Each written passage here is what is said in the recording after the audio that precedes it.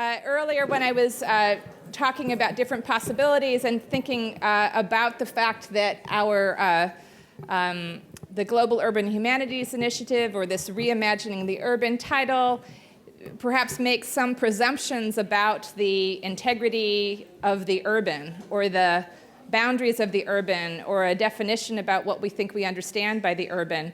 And it seems, I think, in many ways already complicated by a number of presentations.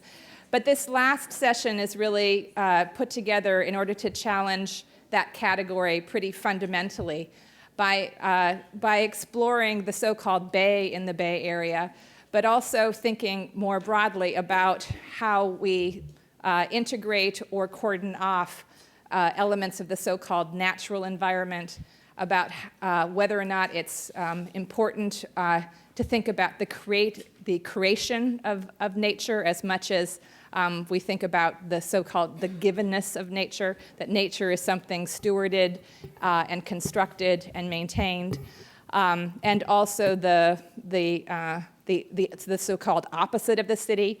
And I think that it's appropriate, being in the Brower Center, to be taking up this particular dimension of the urban conversation and thinking about more broadly how it connects to wider issues of environmentalism.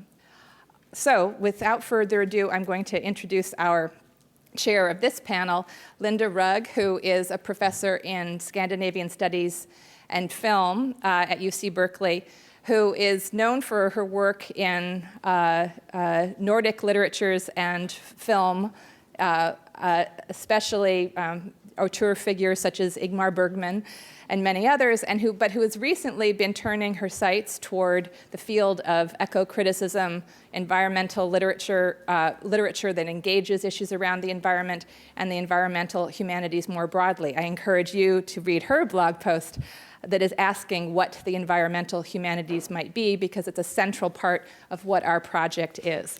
In the meantime, I'll ask you to help me welcome Linda as she introduces the panel. Thank you.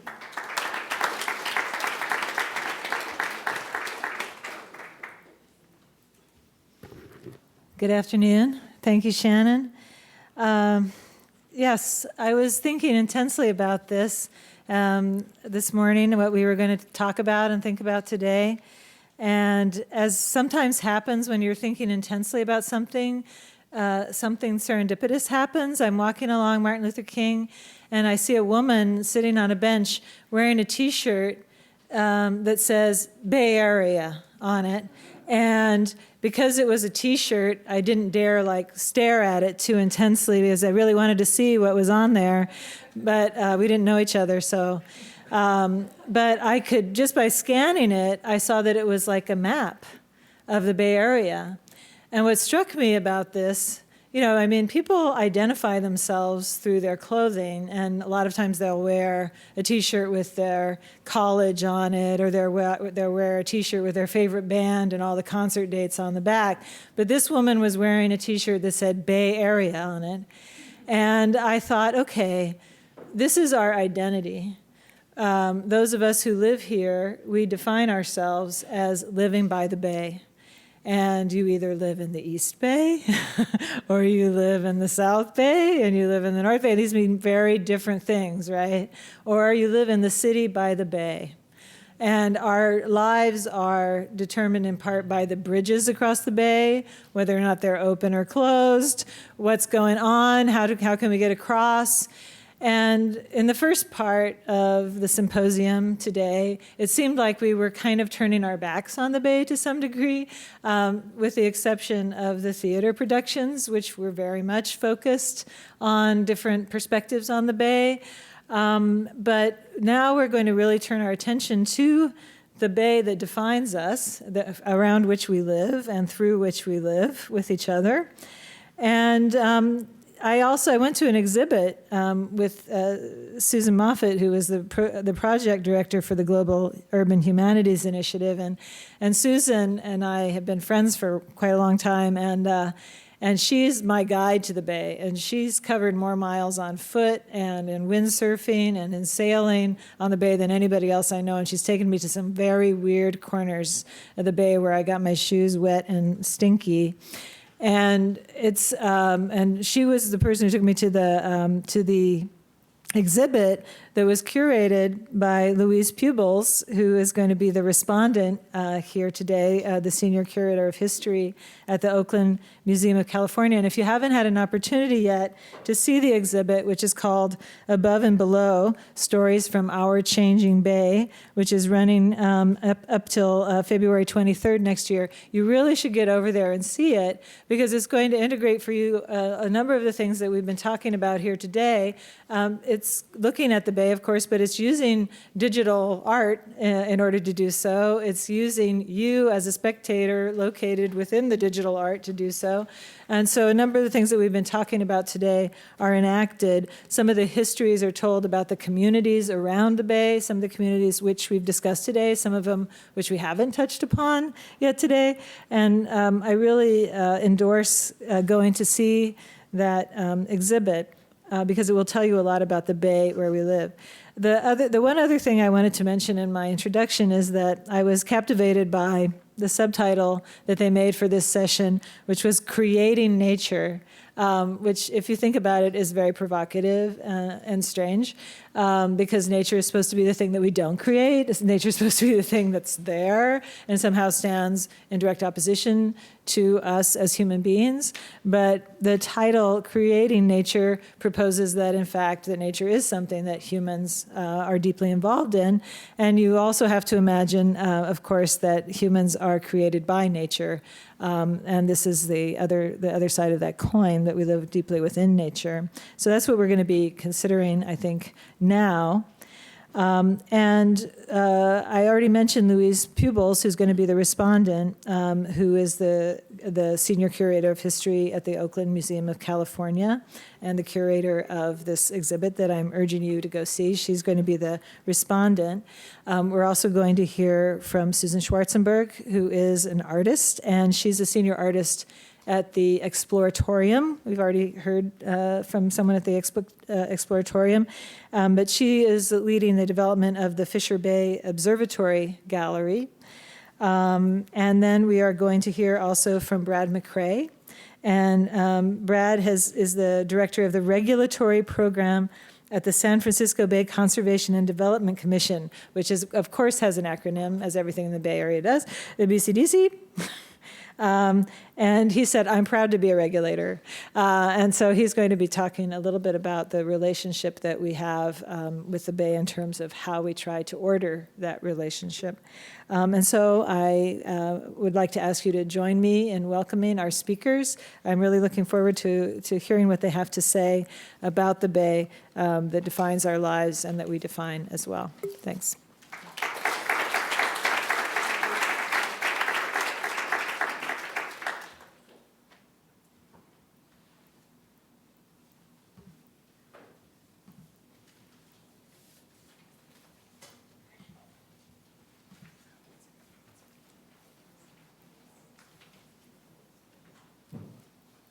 Thank you very much for inviting me to be on this distinguished panel. And I want to say I'm not an environmental historian or an environmental scientist. I've worked at the Exploratorium for 30 years, and I have always had a separate art practice.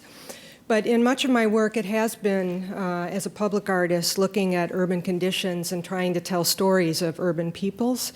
And I started to learn kind of a lot about what I think is the layers of our landscape in the urban sector and the relationship between the city and the Bay. And I felt like the Exploratorium, although we have 1,000 exhibits about nature, we have very few that are about the environment. And so it felt to me, especially when we moved to Piers 15 and 17, it seemed to me like this perfect environment to begin to explore something new. So I just wanted to show a little bit these two images, which one, of course, is the old Exploratorium, and this is the first day our senior management asked a couple of us to go down and look at Pier 15 and 17 and asked us, what do you think? You know, can we move our museum there? And yeah, they look similar. But then made our way down the floor there, and there were a lot of cues to some very interesting things about being right on the edge of San Francisco Bay and looking back and seeing the city. And also, there was a dispatcher's office or something on the second floor of a little building that was inside, very much like the Exploratorium, handmade huts everywhere. And on the top floor was this chair looking out at the bay, which again was a wonderful cue about how people over time perhaps had lived in that, worked in that, in those pier sheds. But then when we got out on the bay, suddenly everything was quiet. You could hear the sounds of birds, you could feel the water, you could smell the water. I realized I had my city armor on when I walked into the building, and when I entered out the other end, which is about, I don't know, 1/8 of a mile or something, I had just a different feeling. So I went back to the Exploratorium and decided I was on a quest to be sure that we did something about that environment, and I kind of blew out the back of the building and suggested, why don't we do this? And of course, it's an historic building, so we couldn't do that, but instead we got this, which is the Bay Observatory. It was initially designed to be an event space for the Exploratorium. The ground floor is a restaurant, and the top floor, with our many meetings with BCDC and the port, we talked a lot about public access on this site and the ways to make sure that we did honor the history of this site, that we brought people's attention to the maritime environment and the marine environment. And so they gave me the top floor of this building to try to figure out how could we do some kind of environmental treatment about that landscape so beautifully visible on either side. So I thought I'd talk just a little bit about the site. While, you know, I had that experience of being on the bay, it's a very industrial site. It's huge. It sits out on San Francisco Bay, and you can see on the end there we have a NOAA ship parked at our site, and it pretty much covers up the observatory, which feels big to me inside, but it's pretty much dwarfed by a ship, and that isn't even a very big ship. We're located right between Telegraph Hill and the Transamerica Pyramid. And all around the outside of the building is space that's free to the public. So I'll just walk over and point out this. You can walk all the way around without paying admission to the Exploratorium and into this large public space and over the bridge. And it's... And slowly we're putting some exhibits and some experiences. There's a lot of seating out there to attract people. Just a historical moment here. The first picture over on that side is in 1906, and you could kind of see that the Embarcadero is almost a staging space for what goes on in the piers. The next picture on the top there is about 1932 or 3 when the bulkhead buildings were finally finished. And still, as you see, they're built and designed to have trains go in and out of them, or trucks. Huge parts of the Embarcadero was given over to the industry and the shipping that went on there. And in a way, I feel like when I look at these photos, I feel like you had a way to stand back from those bulkhead facades and get a sense of the space of this area. But today it's really different. The highway is the Embarcadero is a very busy street. People are on just the sidewalk, which is pretty massive, really. It's a lovely promenade to walk from the ferry building to Pier 39 or Fisherman's Wharf. And in fact, people more than walk, they march, they run, and they don't know that they can go into the buildings. So if you look at the picture of Pier 3 on the bottom, you see the scale of everyone is really tiny. And during its industrial use, I think people just worked there and they were used to the scale of it, and they had instruments that helped them deal with the scale of it. But today it's really different, and there's much beautiful work that BCDC and others have done to create the Bayside Walk that goes all the way along the Embarcadero, but a lot of people never find it because they just somehow don't know that they can walk into the site there. And that's true at the Exploratorium, too. As much stuff as we put in our public space, sometimes people walk by without noticing that they can come in. So it's interesting to take an urban space and try to do something new with it and figure out how to create that intimacy and that scale that people feel more comfortable with. So just that as an introduction. Then in my own space, we tried to do something we called a sort of a pedagogy of observation. Most of the exploratorium, you know, is very active, and we felt in order for people to engage with just looking out the panoramic landscape views that we had, which that they needed to kind of not be so active. They needed to look. They needed to notice things. They needed to spend time asking questions, perhaps, about what they were seeing. And so we knew that we would create some exhibits or some experiences about ecology, about some of the processes of the bay. I also wanted to talk about some of the historical stories going on there, but I didn't want to organize it as, you know, there's one story here and another one here, or that geography's here and ecology's there and a marine science is somewhere else, but to kind of show it the way I think it really is, which is it's all mixed up. It's a complicated environment, as I'm sure Brad and Louise will more eloquently describe to you. But it was important to me to really kind of further this idea of observation. It's part of what all artists do. They sit around and look at a place. Other people have been talking about this quite a bit. But so does science really privilege observation.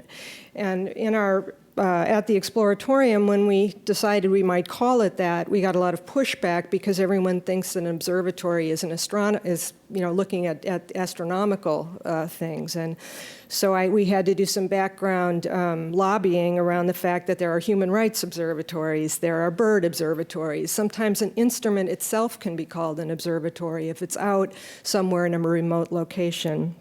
So it turned out it became the Bay Observatory, which was fine, except we're also looking at the city. So then it became interesting, how would you tie artworks, exhibits? We had lots of different partners. Usually the Exploratorium always works a lot with scientists, but sort of as advisors. So they come to a few meetings, you call them up, you make friends, they help you. But we wanted them to really be partners. So some of them we gave money to work with us. Some of them we just gave desks to work with us. And they helped us understand some of what we were looking at. And likewise, we had probably 10 artists working, and not so much as making things, but talking to us and being really thinking partners. So that mix of artists, scientists, and educators, I think made for a much richer experience in the room. But it wasn't as easy as we thought to kind of engage in activity and say that what this activity about is really what's outside the window and it's not the thing you're doing.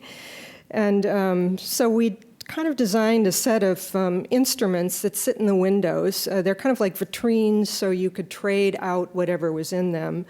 And they engage you with some aspect of the landscape, and they can change. So we knew that we couldn't really get at everything. And we also wanted to make it clear that even though we look at the city and we think it's a built environment, there are natural processes going on in the city underneath the seawall. The water, the tides still come in at Yerba Buena Cove every day, way down 18 feet deeper. And we wanted to bring some of these processes, both on the city side and on the bay side, to people's awareness, that both sides are natural and engineered in different ways. This one particular piece is a series of transparent coast survey maps that you can layer and see that after 1849 in the gold rush, when people made their way to California, within a very short period of less than almost 10 years, the landscape pushed out much farther towards where you're standing in when you're in the room. And that little dot on the table is where you would be standing. And this is about an 1853 coast survey map. And subsequently, you put other maps on top of it to see how the city built out, and you learn a little bit through some texts around some of the buried debris, including Telegraph Hill, old ships, earthquake debris, and lots of sand and other things that filled that bay to where we know it today in the Embarcadero. We also, because we used maps to try to understand the location, we got pretty interested in them. And we have a partnership at the Exploratorium with NOAA, and we made friends with the Central Library in Washington. And they send me maps periodically. We print them out on Tyvek, and it turns out people seem to like maps. And when we first put them out, people kind of thought that a map is something you use to find your way, but in fact, a map is really a cultural artifact. And they're made for different reasons, and they have different agendas behind them. And so not only did we put historic and contemporary maps, but we also have commissioned some artists to develop some maps. And this is a cab spotting project some of you might know, Stamen Design, and it's a image of San Francisco drawn only by where a transportation system goes. So that's all the movements of taxi cabs. So people shuffle through these maps. The tables are large enough and small enough that people can talk. So we see that they try to find where they live. They try to understand historically what happened to their neighborhood. We try to engage in a kind of learning that isn't top-down exactly. We try to provide materials and have people figure out and try to discuss amongst themselves what's going on there. We also worked with Rick and Megan Prelinger, the Prelinger Library, some of you may know of, and they brought us a little library, which we have on site, all on books, artifacts, historic ephemera on San Francisco Bay. And they also made us a series of really profoundly interesting atlases that go into some issues around the history of the landscape and counter stories and evidence and of things that never got built. Another thing we wanted to do, again, is layer the physical and the social landscape. So we built this thing we call Visualizing the Bay, and it's a topographic map upon which we project a variety of different data sets. So we have a fog model that we download every day with what the fog's doing, and because lately it hasn't been foggy, we have models of other days which gets projected on this topographic surface. We have a salinity model that lets you see that daily the bay is a pump, that fresh water comes in from the delta and it meets salt water that's pushed in with the tides, and it's really quite a dynamic system. We're also working with the San Francisco Estuary Institute to create a sea level rise model, and the three on the bottom, the first one shows historic wetlands, contemporary wetlands, and then sea level rise inundation. Without the wetlands, of course, we're expecting flooding and no way to really hold back the waters. Again, this is also a piece that people can walk around and talk, and oddly enough, people seem to have conversations again about where they live, how they know some of these experiences. Also, we have a migration pattern data set on this, as well as human settlement patterns. So it shows another way people can think about how they populate and live in the Bay Area. On the other side of the room, we have a ship tracker that people are looking at that gorgeous bay, but in fact, it's a working bay. It still is a working bay. There are pilot boats, tugboats, container ships that come in every day. There's fishing vessels and research vessels, and it's really quite an active port, although some people like to say that there is no industry that's happening in San Francisco, and I'm watching it, and I'm seeing a lot of work going on.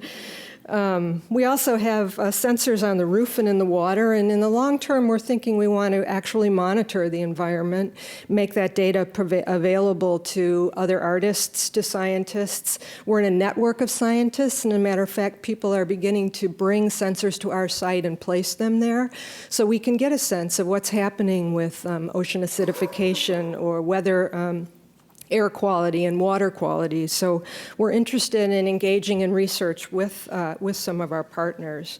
It's a convening space, so we're also holding events and classes. It's a very flexible room that everything moves around, and so we're trying as much as we can to have it be an exhibition space, a field station, a classroom, a convening space for the kinds of conversations that we think we need to have in the Bay Area about the future of our relationship to the city and the Bay. So I think my time is about up, and I'm going to stop here, but I guess I wanted to say that we're learning about the San Francisco Bay. And the one thing I notice with my little team is that we talk about weather all the time. We're in this room and we have a meeting and someone points out what the tide is doing, and we all look, and now we know the tide cycles, and so suddenly we're thinking about that, and then we're always noticing suddenly there's a whole flock of terns that are coming around all of the time, and so we're talking about that. So I sort of use ourselves as an indicator that perhaps a room like this that engages you with both the dynamics of the urban environment and the bay, and showing those incredibly complex relationships might help jumpstart conversations that I think we need to have about the future of the bay and our relationship to it. So thank you.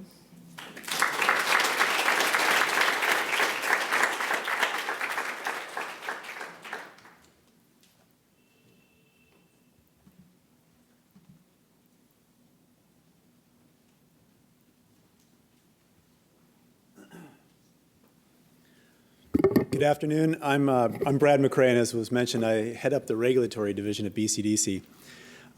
For those of you who don't know, the San Francisco Bay Conservation and Development Commission is both a regulatory agency and also a planning agency. We plan for the bay's responsible use, as if we know, right? It's a little presumptuous. But today I've put together this slideshow with lots of slides, and I hastily called it Made Fresh Daily, this idea of change, but then I woke up this morning and realized that made no sense. And so I think really what this is about is the bright line at the shoreline, this idea of that relationship that Susan was just talking about. The San Francisco Bay is large, and it's one of the most urbanized estuaries in North America. This is roughly the legal boundary of the bay. It goes all the way up to the Delta, includes out towards the Golden Gate Bridge and down towards Alviso and the North Bay, Sassoon Bay, the San Pablo Bay, the Central Bay, the South Bay. That's how we talk about the bay. In our daily lives, though, it's relatively static. Susan mentioned it's dynamic, and it certainly is. When you get close to it, when you're around it all the times, you can see it, you can hear it, you can see the animals that live in it. But for most of us, it feels the same sort of every day as we go around it and along it. But certainly that wasn't always the case. There was a relationship in the early settlement of the bay where folks had a strong relationship, whether it had to do with fisheries or transportation. But today, it's different. We certainly have a relationship to the bay, but we don't get near it nearly as much as we used to. Certainly we dredge it, right? We have sand mining, and we know where all the sand flats are under the bay. We travel over it. We travel under it, as seen here in the BART tube. And we fly over it and then land upon it. And our relationship with the water really extends to other species, right? We help other species through wetland restoration, and we also restore our own spaces, our own recreational spaces. And sometimes we try to do both of those, I guess, at the same time with marshes and golf courses next to each other.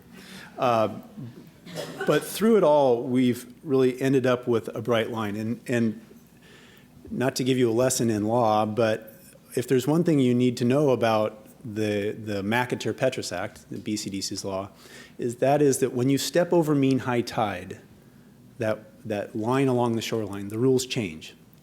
There's lots of things you can do on land that you can't do in the bay. Matter of fact, most of the things you can do on land, you can't do in the bay. And really it's about precluding residential use of the bay and office use of the bay. And really the bay should be used for water-oriented purposes, things like that. And that's an important message for this conversation because the BCDC, as I mentioned, we care a lot about public access to the bay, but we also prevent unnecessary filling. And that story about filling the bay started a long time ago. It really started back in the gold rush when miners showed up upon ships, but then all took off for the hills.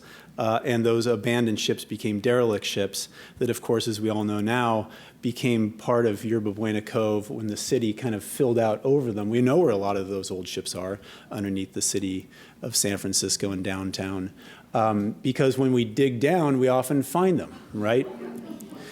So this relationship of the bay and this filling happened really because The filling happened because although the bay is very big, much of it's very shallow. A lot of it's less than 12 feet deep. And so we used it for dumps. It was a favorite place to put a dump. You just back up the truck.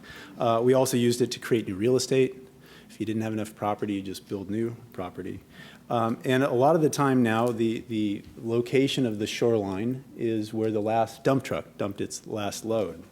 And we used the bay back then for a lot of different reasons, right? We built Treasure Island, created new real estate right out in the middle of the bay, 400-acre island suddenly appeared, but it was for quite a magical experience, right, for us humans. This is the World's Fair, of course, in the 1930s. We had also other grand plans for the bay. Some of them were never realized, like this 1927 airport on the San Francisco waterfront. Or down on the peninsula, there was a new large development proposed where they're going to take the top off the Sweeney Ridge down in San Bruno and use it to create real estate. Of course, that also didn't happen. The Reber plan was a famous or infamous plan, really, to create mile-wide bomb-proof dams in the Central Bay, creating freshwater lakes to the north and to the south. And all of this began to be stopped by the three women from Berkeley who formed Save the Bay, that really led to the creation of BCDC, and created that bright line and said, you know what, we've done enough because we don't want our bay to become a river, as the Army Corps of Engineers thought perhaps it could be in their drawing here. But as we look back in time, today I often look at images like this from the 1940s, and there's sort of a nostalgia about this, right? That life was different. We were able to touch it and see it and smell it in a way that we don't have today. And I think that's certainly the case. Our waterfront is much more complicated today. But the flip side of that was all that expansion led to a degradation, and certainly a legacy of uses that are no longer there, right? We can look at this and see that our land use patterns have changed. What was formerly a place that had a relationship between land and water doesn't any longer. Interestingly, this is Emeryville. Interestingly, the place where we created those boundaries, probably because it was flat, had to do with transportation facilities. And then what we did, we had these rail lines or freeways in this case, and then you just fill in behind it. In some ways, again, this is the same Emeryville Crescent, in a sort of a haphazard manner over the 1960s, 1970s, and 1980s. But these transportation facilities further cut us off from the water, whether it's the East Shore Freeway, roadways along the waterfront, rail lines down in the South Bay, rail yards in Oakland. Today, we are making efforts to think about how we can knit the bay back to the shoreline. This is a horizontal levee, the latest thinking in how we might protect ourselves against sea level rise. The idea of filling the bay to save the bay. And when we do that, oftentimes we find that the response that we have to, or our own interventions don't necessarily look anything like nature, right? Maybe that's okay. The sort of human forms and land and natural forms don't necessarily have to look alike. This is this is called Pond SF2 down in the South Bay, a restoration site where an engineer created some islands for birds. Certainly don't look natural, but I don't think the birds care much. They certainly like it. And when we build things along the bay, we do it in a way now where we don't have much interaction with the water, even when we have interaction with the water, right? We build our driveways for our planes out in the bay, et cetera. Of course, through it all, in this expansion and this bright line has caused us, and there's so many people who've caused us to protect areas. And those become very, very important. And perhaps this is why agencies like us are so uptight about people doing something, right? This sort of, we've gone too far. These recreational areas, the wildlife areas, places for a growing population, because we're no longer a series of villages and hamlets like we were back in 1906, as shown by these black dots in what we call figure ground. No, today we're a much more dense populace, right? This pressure on the San Francisco Bay. Everyone wants to get to the water's edge. Some sources tell us that by 2035, we'll be pushing 9 million people here in the 9-county Bay Area. And a few images to sort of reinforce this idea that although we're building and we have a connection and we're observing and we're watching, we're not touching and swimming and mucking around. This sort of separation between residential and public access in Bay, even walls along the shoreline, windows that look out but don't open. We sit and we look across, whether it was from Oakland looking to San Francisco or Alameda looking to Oakland in this case, this in Tiburon. We use the Bay far differently than we used to. Of course, there are places where you can get into the Bay, but they're rare. And they're done sort of, whether it's educative or recreational, it has a certain different, we have a certain different relationship. Compare that to what we used to do, right? This whimsical fun that we had. This is, of course, at the Emeryville Crescent, right off the freeway there. But if there's a criticism here about this, it's the sense of a lack of stewardship, right? So you have the oil drums on top of the train and the rubber tires, and you have the six-pack web plastic netting. Perhaps the artist didn't move back out and clean this back up, right? Left behind, perhaps, what was created. And today, there's a different sense of stewardship. We go around in the same marsh, this being Emeryville Crescent, cleaning it up, but we've lost that sort of human connection to the place. So I think finding that balance, again, is important because although the Emeryville Crescent is now a thriving, teeming, natural place again, people don't grow up remembering about that crazy red baron that was on the post, right, that used to be there. Of course, we try to continue to build connections through art along the shoreline. This is something that's working its way through our process. As a Portland artist who wants to build shell mounds out at Emery Point, and we don't have art policies. We look at it and say, does it maximize public access, et cetera? And we keep a very narrow lens, especially when it comes to things like this, because unless it's harming views to the Bay, et cetera, or access out to the Bay, it would move forward. This is a snake that was built in the 80s down at Candlestick Point. There are these small interventions of us trying to recapture these sort of understanding of the Bay, right, and sort of sense that this is the wave oculus by Ned Kahn in the Oakland estuary. That uses a series of small mirrors. And then there's larger proposals like the tidal time, a proposal that was kicked around last year. Amazing, enormous structure, that a big intervention that was probably would be found illegal, but ways to kind of, capture the human spirit and at the same time inform. All of that leads to what I'll go into last, and that is where we're headed, because we've spent so much time protecting the Bay from getting smaller that we've sort of lost.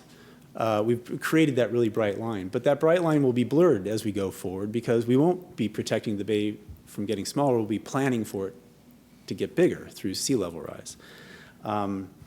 And as we all know, the areas that are flood every now and then now will be flooding almost daily in the future. And that's something to consider. What do we do in the face of rising sea levels? Well, we know that there's lots of smart people in the Bay Area, and we know that the form of the Bay Area will certainly be different. So at BCDC, we held a design competition. And quickly, I'll just run through some slides that show you how we did that. The idea was to solicit new ideas, to bring the design community into this conversation about sea level rise, and to inspire others and to really inspire ourselves, and to stretch our imagination. We asked really simple questions like, how do you build in an area that's dry now but might be flooded in the future? And we said you can design at any scale, a site-specific scale, or the whole community, as long as it was pertained to sea level rise. We got 130 entries from 18 nations. And we took all of those exhibits and we brought them over to the San Francisco Ferry Building. And we held a juried review. And the first prize was $10,000. And the jury was from all around the world. And they looked at those drawings and they conversed and they thought and argued amongst themselves, and we peeled these things off and brought them all into a room, about 24 of the 130, and narrowed it down, and they continued to figure out what is the design that solves this problem. It didn't always go well, but at times they managed to smile at the end and come up with a series of winners. Now, what they came up with was that there is no single answer, of course, to deal with sea level rise, right? So you have a variety of things like this topographical shifts. I won't go into each of these, but I'll kind of flip through them. This idea of maybe a net at the Golden Gate that shaves off the highest tides, or a place that evolves over time as the tides come up, or the single silver bullet that solves the problems, or interpretation, or almost an information piece about where levees would be needed, and you do that through a laser. Again, this idea of multiple adaptations. One site might have multiple solutions, or there's an estuary that needs to be recreated. And we took those and we brought them upstairs, and the great thing is that people are fascinated by this place of the bay. What does it mean to think about the future and think about our relationship with the bay itself? And I think I'll close by saying that, kind of reiterating that 150 years ago, there was really no line between water and land. Those two realms were really naturally interrelated. But in the early 1900s, we expanded rapidly and perhaps even too far. And we began to destroy that ecosystem, that system that we relied upon for life. So for the last 48 years, BCDC and others, the whole Bay Area community, has treated the Bay much more like a national park, the national treasure that it is. But our Bay is changing again, right? So going forward, we really have this opportunity to reestablish our relationship, rather, with the Bay in a responsible and a sustainable way that, again, blurs that boundary between the natural and the built environment. Thanks.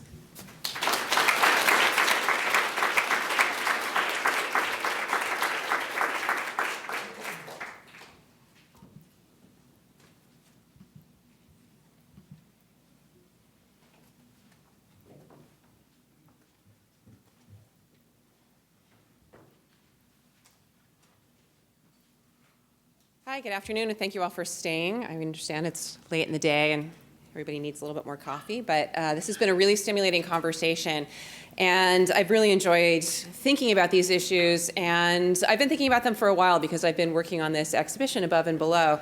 One of our charges for this afternoon was to think about the Bay as both created and creative space, and Susan Moffat gave us a challenge, which was to think about what is on the cover of the brochure for today, which is this wonderful Emeryville sculpture, which you've seen before.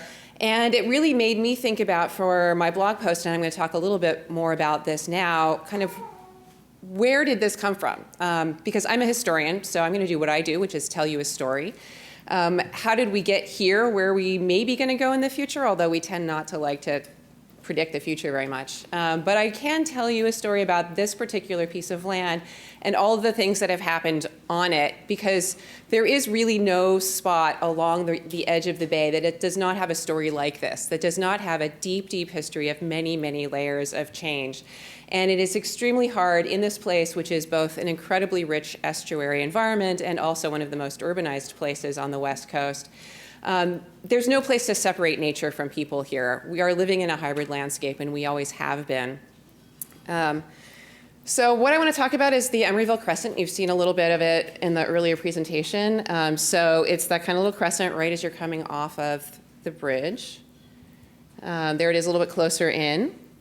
So this is a space that looks quite natural right now. It's got marshes on it. If you're heading onto the bridge and you're looking out over maybe the MacArthur Maze or something, you might even notice when it's high or low tide because you might see mud flats, or you might just see the marshes if it's high tide.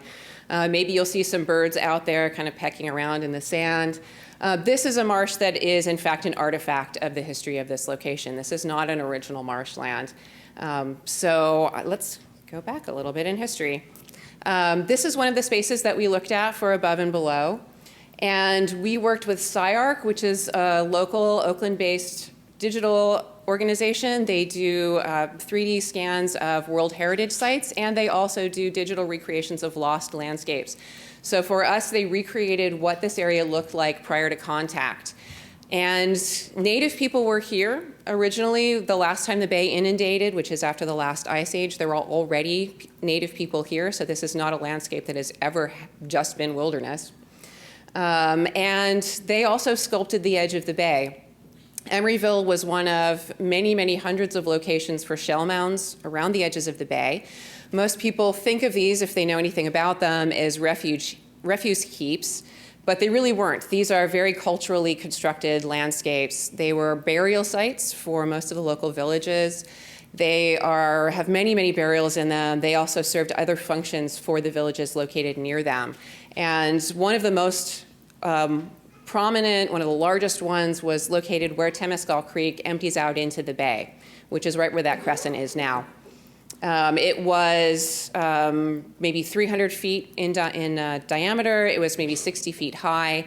And the center of it, if you know the Bay Street Mall, is pretty much right where the P.F. Chang's is now. So people think it's at the IKEA, but the IKEA is actually a little bit off to the side. So I don't have any, unfortunately, images that they created for us, so you'll have to go to the exhibition. They did an amazing job for us, and you can have some fun in there kind of playing around and seeing what the landscape looks like now and toggling back and forth with what it used to look like.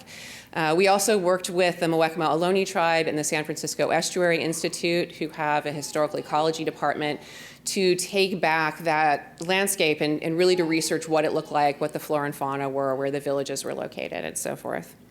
Native people used this landscape in a particular way, not only building burial sites there, but this was also where they got most of their food from. So they intimately knew the bay edge here. They would gather shellfish, birds, they would gather tule for their boats, which is what you're looking at here, for their housing material. They gathered things to make regalia for trade. So they knew the bay very, very well because they were always at the edge working it. This was also a gradual edge, not a sharp edge. So we're talking about marshlands, tidal mud flats, what most of the edge of the bay used to look like. When the Spanish arrived, and pardon me for turning this sideways, but I'm trying to keep the orientation kind of similar for you so that you get oriented properly. By the time the Spanish arrived, the Ohlone had actually abandoned the site for a while, so there was not an active use of that site. Spaniards didn't really understand that this had been a constructed hill, so they called it Loma de Temescal. So if you can squint really closely, that's what it says here, right here, which just means Temescal Hill. And eventually the Peraltas owned this land. It became part of their ranch property. They put some corrals near it, but they didn't change it very much. But the next thing to happen in the 1870s really did change it quite a bit. And that is when the Shell Mound became part of Shell Mound Park. This was a privately owned park. It had lots and lots of amenities to it. So it had this trotting park there. It had a shooting range. There was a beer garden. There was a grandstand, so you could go to a concert there, picnic grounds. And then here we go, at the top of the park there, this is a view from, I believe, the 1870s, showing Emery's house, Emeryville. And off in the distance, you can see what looks like that kind of conical building. That is the dance pavilion that was constructed on the top of the Shell Mound. So they took off the top 20 feet of it, flattened it out, and put a dance pavilion on there. So literally, you would be dancing on the graves of Native people if you went to this park. This is kind of gets you situated where you can kind of see what the different parts of it are. So the trotting park, you can see the Shell Mound. There it is from the bay side, so you can kind of see what it would have looked like from there. And by that point, the railroad track is already running right along the edge of the bay. So we're already hardening the edge of the bay, and kind of it's starting to pull out a little bit. Just another shot, this time from the interior of the trotting park. So these are all the stables. That kind of bridge-like structure is actually going over the railroad tracks. So you can see that there's a stop that the railroad is making right at the park. So you can go down the other side and into the park where there's the big dance pavilion where it says Shell Mound Park. So here we are again. You can see that they're planning on extending Emeryville, but they haven't quite done it yet. There's sort of these water lots. This is part of the story of the fill, which we've already heard. And this plan to extend out the railroad into a pier. The reason why people had to extend out like that is because of how shallow it was. So if you needed to get out to meet a boat, they couldn't come in that close to shore. So that's why things like the Berkeley Pier, for example, just go out for miles and miles and miles. And the Mole, the same thing, just down below there. So we still have the shell mound up there, sort of-ish, similar use than before. Okay, now we're starting to look at the shell mound is still there, but now we're seeing some other fill going on, and we're starting to see some industrial use. This is kind of the next thing that starts happening here is you start to see there's an iron working plant, there's some slaughterhouses, so there's obviously still a big cattle industry going on. The bay is also really useful because it has tides, and the tides kind of wash things in and out. So you can dump things like old cattle carcasses in the bay, and the bay will hopefully just wash them out to sea, and you won't have to worry about it anymore. So it's a very useful spot for this kind of thing. Here's another shot of it. Rail yards, so the rail yards, very nice for the transportation, hooking you up with both the industry and the livestock. The shell mound was still there until the 1920s when it was finally completely brought down to ground level. This is about 1924 with the intent of putting more industry on that space. It was just more valuable real estate at that point. The park had gone out of business because of prohibition. They couldn't sell beer anymore in the beer garden. So the land was considered to be more valuable for this type of use. You would have seen a lot of industry along the edge of the bay. That was the primary use at this point, not gathering shellfish anymore, not burying the dead, but paint factories, pesticides, and ironworks. You've seen this shot before. This is from about 1944. So now you've got the freeways in here. In the foreground there is the Jepson Ironworks. There's kind of an empty spot there. That's where the shell mound was. And then off the next one up there is Sherman-Williams, which was both paint and pesticides. So they're still thinking about what they might do with that empty spot. And you can now start to see the ghost there of the new marsh developing right at that edge. It's not quite there yet, but it's something that eventually over time the sediment will wash in and build up high enough that you'll start to see it. This is just to let you know what happened to the old shell mound. Gone but not forgotten. It becomes Shell Mound Street. And this is the lovely use of Temescal Creek. It's going to wash all of the pollutants out to the bay, right? So nice aerial view showing you that. The paint and pigment factory up there, that's iron oxide, is making that red color, and it's washing out into the bay. Another shot with a kind of really bright red. And then you can see up at the top there, where did that come from? I don't remember seeing that land before. This is part of a 1966 plan. It says General Plan 1985. That's in the future, they're anticipating that in 1985 it will look like this. This is a plan to fill in the bay and to put in residential, other kinds of development, moving out Emeryville's city hall out there. A little bit of it got built before the environmental movement started, and the Save the Bay and BCDC put an end to that kind of fill. So partly got built and then was halted. This is a shot from the 1980s. And what is interesting about this shot is if you look out into the marshlands, even though it's not quite as active anymore, you can still see that it's looking kind of junky, and you can see stuff on there. That is from the Emeryville sculptures that are out there. I didn't even know that these had a name, but they're plop art, I guess. Artists, help me out. Is that what they're called?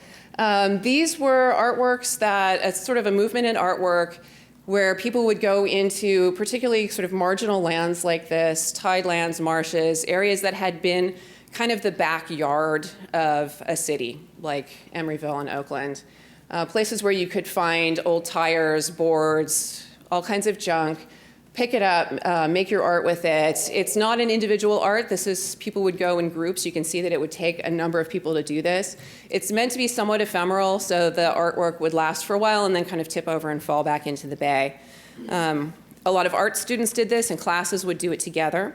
And I wanted to quote for you one of the students who remembered afterwards what this experience was like, and said, "For the privilege of building sculpture, I didn't have to pay anything. I didn't need a license or permit. All I needed was the creative urge and the willingness to get dirty. I didn't feel pressured into being original. It was enough to apply imagination to the available materials. Adding to the carefree atmosphere were the unrestricted space, not worrying about messing up the place or fear of breaking something." So it's, you know, there are artists out there, they're being creative, but there's a real mindset about what this space is, that it's kind of this junky throwaway space that you might as well just go out there and do whatever you like there. No one's going to stop you. It's unrestricted. That is not at all the way we think about this space anymore, right? So in the 1980s, with the environmental movement, with a much greater recognition of what we might do differently around the bay, the state really moved to clean this space up and to make it more natural. Caltrans officials started to remove the sculptures. The East Bay Regional Park District, acting as an agent for the state, used funds from the Park District's 1988 Measure A and state park bonds to acquire the property and began to clean up the industrial contamination. At the same time, the city of Emeryville put into place their plans to replace heavy industry with retail and with housing as the primary engines of their economy. So this is what that space looks like today. This is a space that looks entirely, quote unquote, natural, but it is in fact a total artifact of this very long history of human occupation on this space. And it is at the end of what has been a long history of different attitudes about what the bay is for. How do we use it? Who gets to use it? Who gets to decide? And so I would like to put forward those as my questions of, you know, what is nature for? We can have a lot of different relationships with nature. We'll have to have different ones in the future. What is the use? Who gets to decide? And who's going to be using it? And then I have a few other questions as well. Do I have time to ask them, or do we all just come up here and have the conversation? Is that better? Yeah, I'll just invite everybody to come up.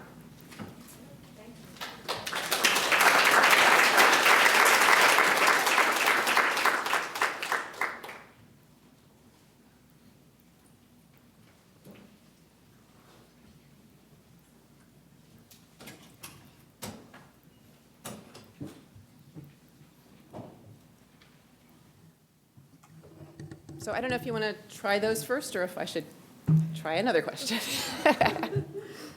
Well, I think that the question about who gets to decide, certainly it's the people, right? The California legislature came up with a set of rules back in the 1960s that talked about what the bay should be used for and how it should be protected. Certainly laws can be, certainly laws can be changed. And so I think that, you know, when you think about, hello. I got invited. So glad to have you. Welcome.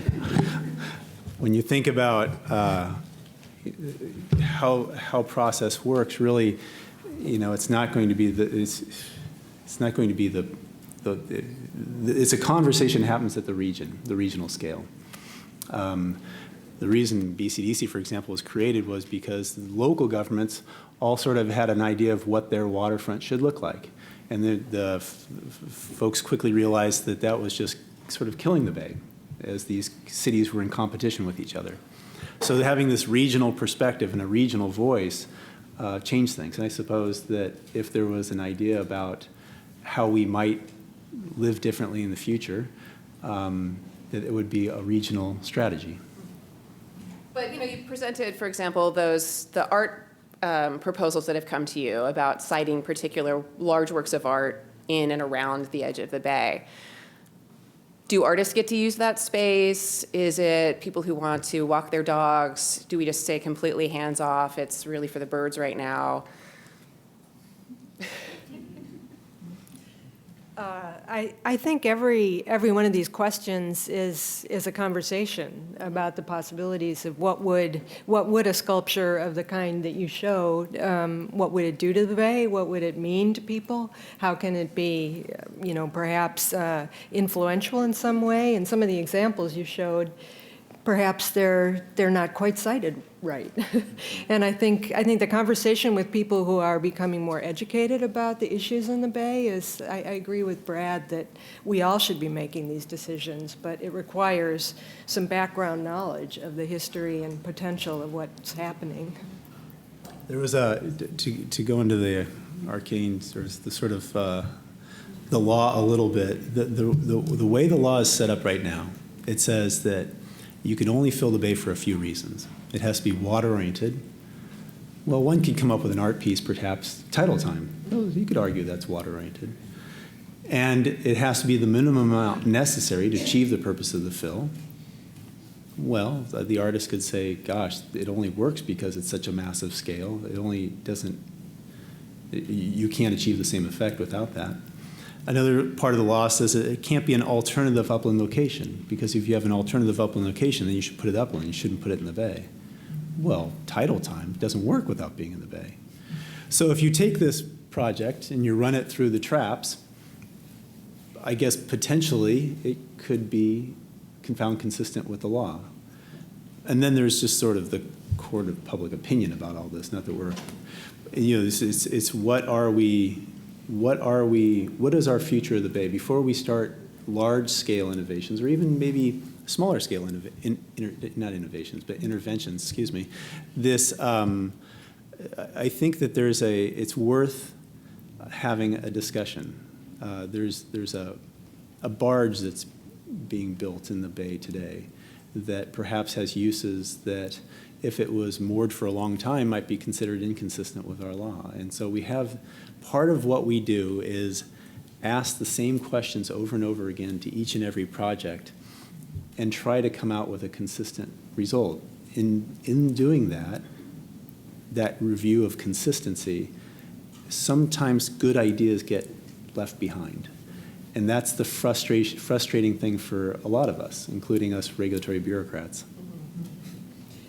A question for Brad about the Rising Tides exhibition, and I thought it was interesting that there were, I thought they broke down for me in three kind of interesting categories of engineering solutions, sort of artworks, but then also solutions of actually adding more wetlands to the Bay.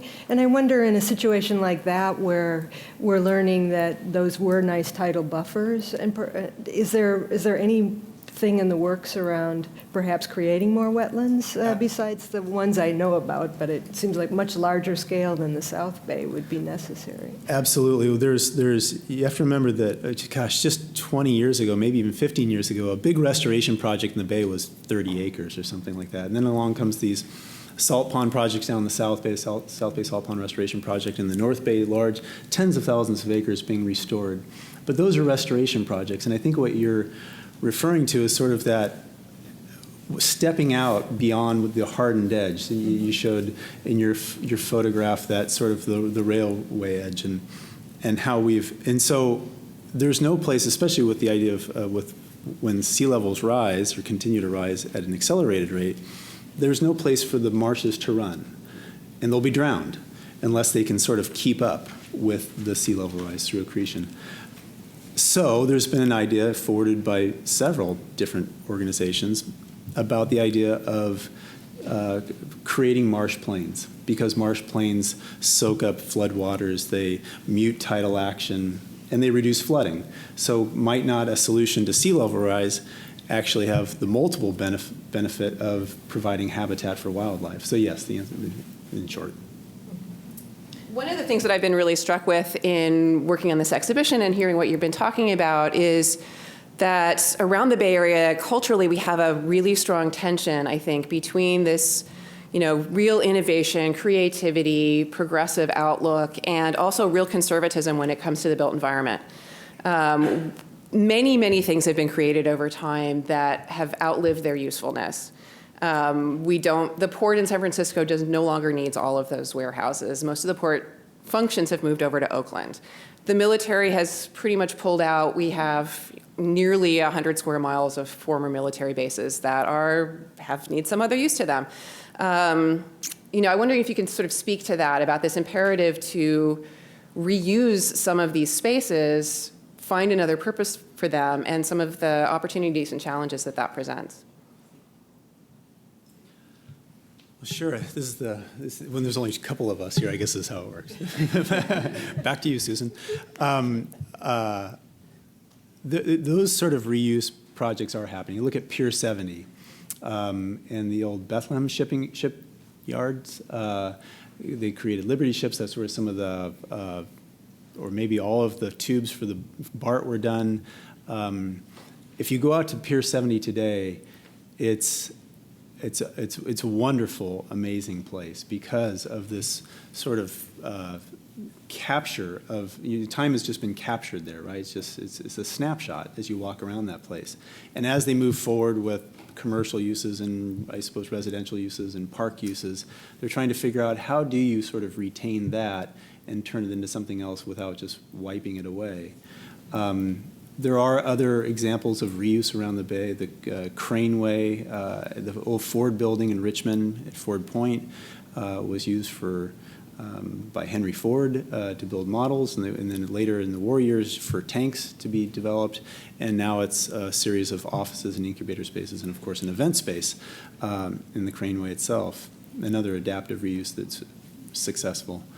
And there are other examples around the bay. I think that there's this is the beauty of the Bay Area, right? The sophisticated, savvy group of people, millions of people that live here that understand that there's a balance between historic preservation, environmentalism, economic development, social justice. All of these issues have to be solved at the same time, right? There's an executive director many, many years ago who said that the most important word in the agency's name, the San Francisco Bay Conservation and Development Commission, is the word "and," right? Trying to balance the economic development and environmental protection. I'm sorry. I just had a question that I wanted to ask because I was feeling bad about the idea that somehow this last session was an outlier, that it was totally different, because now we're talking about conservation and we're talking about the history of the Bay, and we haven't discussed in as much detail art, although we have mentioned it, nor community in quite the same way as we had been when we were talking about the urban spaces. So it's almost like we are reiterating that distinction between the natural environment and the urban environment, right? And so the question that I had has to do with the sort of outlawry at the edge of the Bay. And now I'm thinking about my home turf, which is in Albany, and the artwork that's still standing, which some of you may be familiar with. It looks a lot like what was there in Emeryville. And also the community use of the Bay that's probably outside the regulatory system, which would be the people who fish in the Bay, who belong very often to ethnic communities. So what's your response to this sort of outlawry along the Bay? Is this something that that should be regulated? Is the art that's being created out there something is it flop art? Is that the term that you were using? Plop art or flop art? That's a term I hadn't seen before, but yeah. Do you have any responses about that, sort of bringing this back into the discussion that we were having about San Francisco as a city? Well, I think that these questions are just like with the Emeryville story that you told. It's a community story in Albany that has a lot of interesting tangents and arguments, and it'll probably have people like Brad involved at some point talking about the legal issues and also what might be a use for that space beyond what it is right now, which is another creative way to think about another type of restoration or another creative use or another way that other people may also get involved. But one of the projects that I've found always very beautiful, really, is the story of LEJ's, Literacy for Environmental Justice's, takeover of that spit of land that was to be another bridge. And over the years, they were able to get the power plant torn down. I suppose it was ready to go anyway. Of course, their story doesn't have a happy ending right now, but they were able to create the Eco Center there, and they did for a couple of years have some really great classes there. I know the Exploratorium participated, but they turned a piece of land that was kind of a mistake into a small wetland. They started to learn about the environment, and they brought up a group of youth who were much more engaged in local issues around their own environment, which to me seems like a really interesting story of evolution along the waterfront that I like to remember as a really positive thing that happened, even though today we don't know exactly what's happening with the Eco Center. And I think that there are also, I mean, this isn't the question about outlaw, but that there are a lot of community-based environmental movements and actions around the edge of the bay. You know, I'm thinking particularly Perrin's Head Park in Hunters Point, if people aren't familiar with this. It's a local community-based sort of environmental justice organization, but they're working on restoring a particular marshland right next to the big shipyard there, which is a horrible Superfund site. I mean, it's really, really contaminated. But you're right. I mean, there are a lot of uses that people used to make of the bay on a kind of really common basis that they just can't do anymore. If they do it, they put their lives or their health at risk. You know, people used to be able to go up to the mudflats and just take clams and take them home and eat them. These were, you know, to make it even more complicated, was an exotic species that was brought in when oysters were planted here. But they spread, they became free. It's a really cheap source of protein. Working class people could go and get it for free. But the bay is so contaminated now that if you did that, they're still there. You know, I wouldn't do it. They're filter feeders. Don't eat them. But it's an environmental justice issue. I mean, it really is, of sort of who gets to use the bay anymore. The only thing else, it's a little dangerous for the director of the regulatory program for BCDC talking about outlaws. Oh, look what time it is. Oh, 1 minute. Thank you so much for that. I'm afraid we're out of time, folks. But I think that looking at it from a different sort of angle, the waterfront this is what's kept me at BCDC for 15 years, is the waterfront is just so full of colorful characters, right? And I'm not just talking about the outlaws. I'm just talking about everyone that's drawn to the waterfront does it because they have a passion about it. And the outlaws have a passion, whether they're anchor outs or they're, artists living in wherever they're living. And the folks at the ports are colorful, and people love the stories around the waterfront. And I think that that's just all part of, that's just part of it. That's our Bay community, is that people they're wacky, and we love them, and you got to take that as part of the story of the Bay and part of who we are. It's not just the San Francisco Bay Area, it's all around the world, certainly. But here, it's part of the joy of working along the San Francisco Bay. And there's so much. I know when we did our renovation at the Piers 15 and 17, we got to know a lot of the pile drivers that were under, like, repairing the pilings and driving new ones. And I went over and visited the Union Hall where the pile drivers are, and it was just like this fascinating museum unto itself of everything that they've done over the last 50 years in terms of building pilings, tearing them down, building them again. And many of them are from families that have that tradition. So I feel like those stories and those people are still out there engaged in work that's maybe a little more professionalized or modern, but still very much a part of the heritage of this place. Well, it seems like one of the things that we came to in the conclusion was something that appeals very much to a literature person, namely that one of the art forms that we hadn't discussed as much is storytelling. We had drama and we had a lot of visual art, and now we're talking about stories. And that's something that we can all do with each other, is tell the stories about the Bay and about our communities. So I want to thank everybody on the panel. Do you want to? What? Oh, I guess we closed off the thing for questions. We don't have time for questions?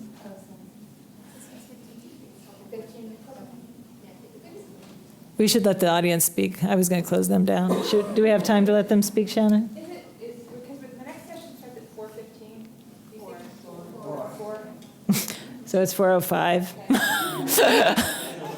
So, Like 5 minutes? I think, let's do it. Is that yeah. okay? Yeah, because people want to speak. Okay, we won't close them down then. Let them talk. Sorry. Okay. Did we have Hi. some people? Yeah. Hello? Yeah, Yes. sorry. I'm curious about houseboat communities in the Bay Area and the history of that, and 5 minutes isn't enough to cover that history. But I ask, as an artist interested in sea levels rising, and was recently in Amsterdam and looking at houseboats, and the solution with houseboats is to cover housing shortages. So in the Bay Area, we have a huge housing shortage, and I'm curious what the rules and laws are right now for more houseboat communities to come up as we lose some of our coastal line. Could that be a potential solution? Again, the California legislature and the people of California made a decision a long time ago that the San Francisco Bay wasn't to be used for residential purposes. That said, there was a number of houseboat marinas on the bay, and those still exist today. So you have places where houseboats are allowed, and they're allowed in existing houseboat marinas, and they're thriving communities. We've done a lot of work with the Dutch on this issue of sea level rise, and they've come up with proposals for floating communities. And in one in particular, we asked, God, where did you get that idea? And of course, they said Sausalito. So we understand, I think everyone understands sort of that response, that in the face of rising sea levels, why don't we just make floating communities? I think there's a larger question there about a regional adaptation strategy that is perhaps more fine-grained than that, and that has defense involved, it has retreat involved, it has all of those different things that you might imagine we would do when the water is, this much higher. Because, as you know, the scientists predict that by the end of the century, we're talking about 3, 4, 5 feet more of water in the bay. And then you add storm surge to that, more frequent storms, and it's a problem. So houseboat communities are a vital piece of Bay Area living. Currently, it's illegal to live on the water outside of a houseboat, other than 10% in existing marinas for safety reasons. You're right, there's a whole lot to it, and we could get into it, but I think we get a phone call a week on this issue, and we're living in a Bay Area with millions and millions and millions of people, and there's this pressure pushing in on this resource, right, the San Francisco Bay. And we have to, as a community, make some decisions about what are we doing? Where are we going with all this? Do we have someone over there?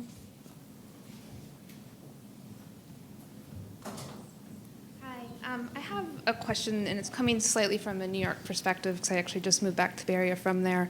And the waterfront of New York City is getting overly developed right now, kind of restored. The wetlands are coming back, and parks are being made in the industrialized areas.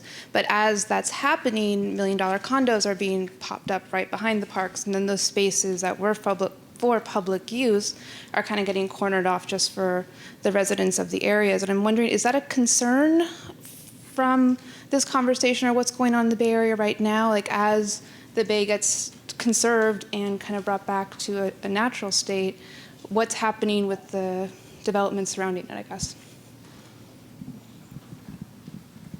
Well, there's a couple of questions there. One had to do with sort of the private property and the usurping public space for private purposes, and public access. And I'll address that one. At BCDC, as I said, we care a lot about a lot of things. If you look at the San Francisco Bay Plan, there's policies on transportation and wetlands, et cetera. But the law was created around two things: preventing unnecessary fill and maximizing public access. And as part of every development around the shoreline, developers have to, public or private, have to provide maximum feasible public access consistent with the project. That term of art is something that we work on every day. What is maximum feasible public access? And once they propose that as part of their private development. In other words, you can build an office building or a residential subdivision, but you have to pull the development back and let the public onto the property. And you have to improve it for their use. And you have to permanently maintain it and permanently guarantee it for the life of the project.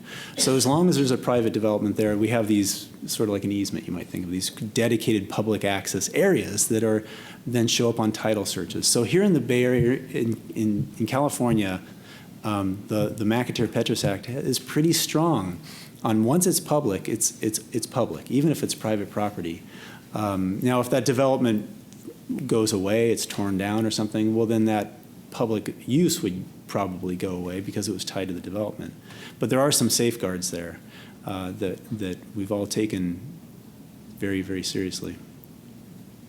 But I think that's also part of the sort of general attitude change that we've had about how we think about the Bay. It used to be the backyard, I think. It was the place where you worked, the place you dumped stuff, the place where you put your junk. Now it's the front yard. So it's the place that you want to look really nice for the neighbors. But you don't work there. You know, you don't hang out there. I think that's a good point. I think the development community, by and large, understands that there's intrinsic value in improving the shoreline, both for the public and for their own development. That is the place where everyone wants to be. Mm-hmm. And it actually makes the value of the property greater by improving it. Yeah, so it's still valuable, but in a different way. Yeah. Hi. Oh, can I? I've got the mic. Cool. My name is Elise Meiji, and I'm just curious as we talk about the Bay transitioning to more of our front yard. Obviously, there's been a long history of cleaning out the Bay, but it's still technically our toilet. I mean, every time there's a storm. And I'm wondering if there's room for those design competitions talking about sea level rise, if there's also room for kind of creative approaches to making the Bay cleaner, which would obviously encourage more people to get in it.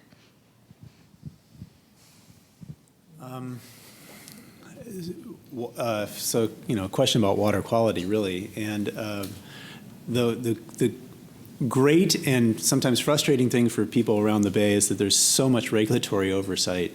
So you have the Regional Water Quality Control Board, you have the Army Corps of Engineers, you have BCDC, you have the U.S. Fish and Wildlife Service, now you have the California Department of Fish and Wildlife. And all of this sort of trying not to step on each other's toes and continue to make the Bay healthier and better. Within that is this construct that we have about how we deal with wastewater, or whether we deal with, methyl mercury or these legacy contaminants, dredging, the sediment testing that goes on. I think some of those larger moves are, we're dealing with the hand we've been dealt to largely. But to change, this is not exactly my expertise, but my personal opinion about it is it's difficult to make big changes that are tied to a system that affects so many. And I don't know what to say much beyond that. Okay, we should probably wrap it up now. So I'll wrap it up again by saying that we should thank our speakers for really scintillating conversation about the Bay, and you definitely should get down to the Oakland, California Museum of History to see the exhibit that Louise designed, and it's really quite fascinating. I think many of you will be interested by it. So thank you so much for your attention, and thanks to our speakers.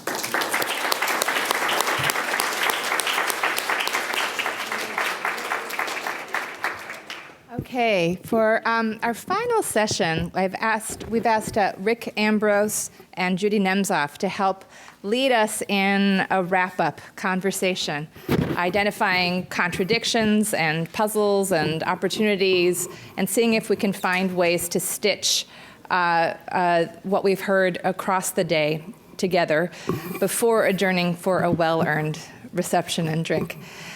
All right, may I welcome first Judy Nemzoff, whom many of you know is Director, Chief Bottle Washer, Jill of all trades, rainmaker at the San Francisco Arts Commission, who has been at the center of actually a number of projects that you've heard about today from the perspective of city governance, someone who has always been such a strong advocate for placing artists not only as the ornament, but as the core of urban reimagining. Most recently has worked assiduously in Central Market and also more recently in the Bayview Hunters Point neighborhood. Rick Ambrose, many of you know, is the director of the Richmond Art Center, a historic, important center on the East Bay that has been a site for a number of important California artists, a great deal of innovative curating, and a great deal of community organizing around the arts. For me, coming from UC Berkeley, that is a university expanding to the Richmond Bay, we could say that this is sort of the elephant in the room around a university like UC Berkeley trying to engage around urban reimagining when we ourselves are proposing this kind of expansion. And I'm hoping we can use the resources and thoughts we had today to think more actively about the ethics and poetics of what that is as well. So I'm really happy to have Rick with us as well. So come on over, and we'll look forward to a wide-ranging conversation.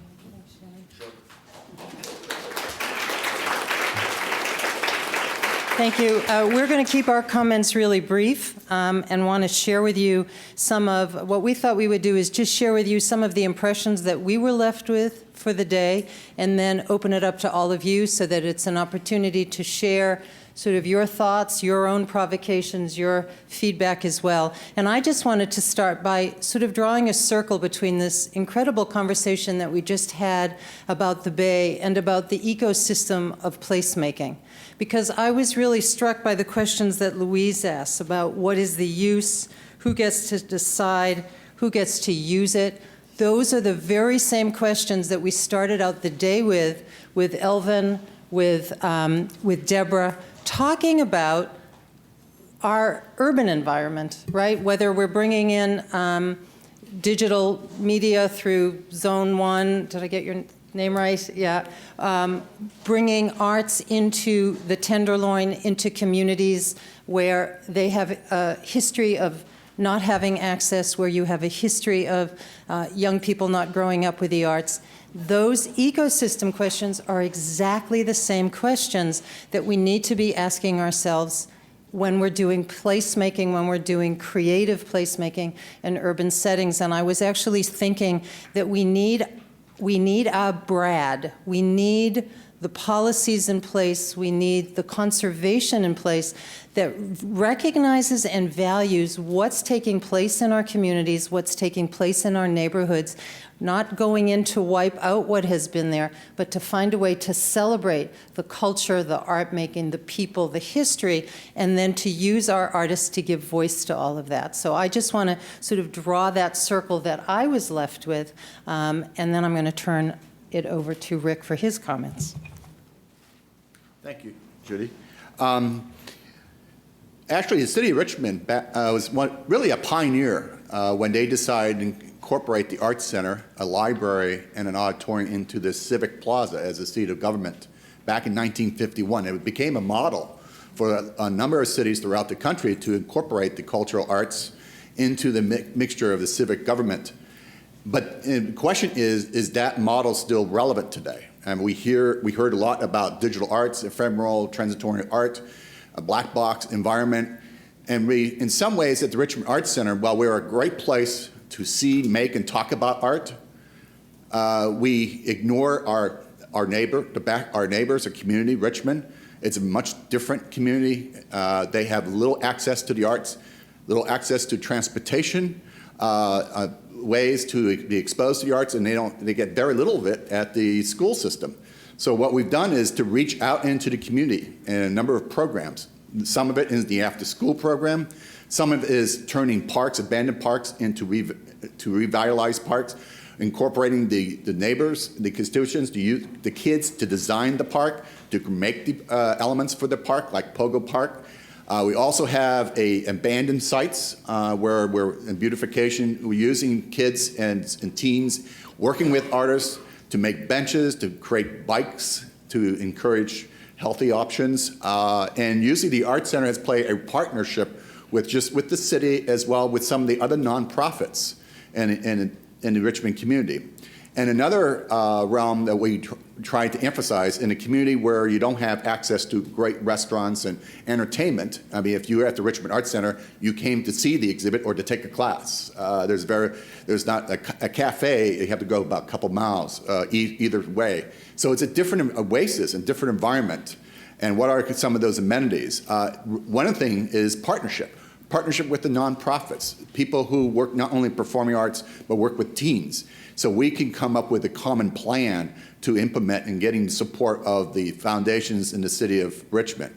The city of Richmond has been very proactive in the arts, if not just in the past, but even today. They support the Art Center, support a number of art projects as well. And they have grants up to $100,000 for individual arts as well as to nonprofits to carry on certain programs. So if you haven't been to the Richmond Art Center, haven't been to Richmond, which is on the cusp of Renaissance, because we've heard about the LB&L project.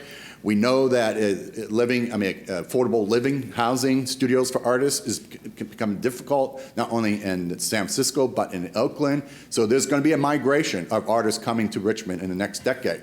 So how do we address that? And how do we address the economic development at the same time? So we want to actually turn it over to you all pretty quickly. We had a few other observations that we wanted to share to really get you thinking.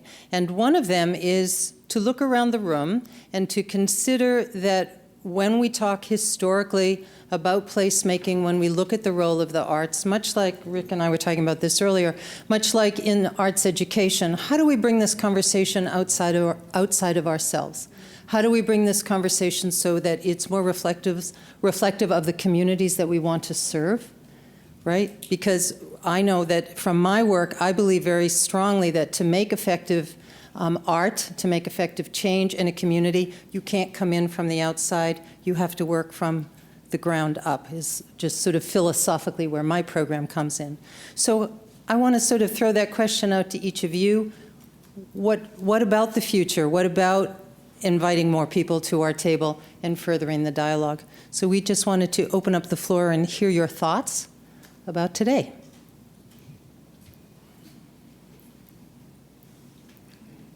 Jump in.